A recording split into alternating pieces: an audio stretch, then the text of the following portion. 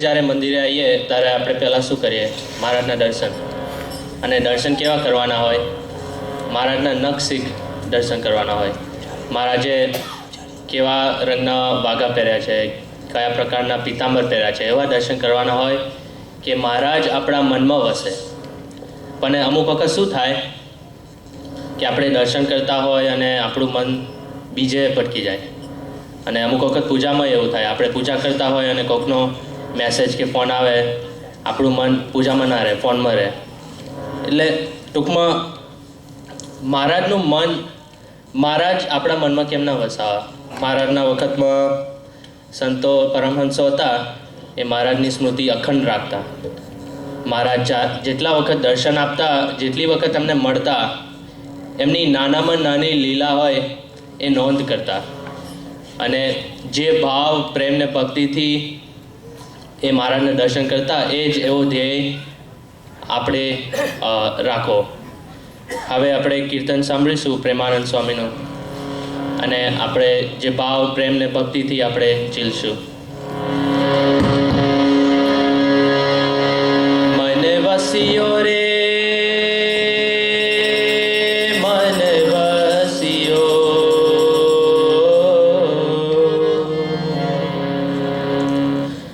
મને વસ્યો, મને વસ્યો,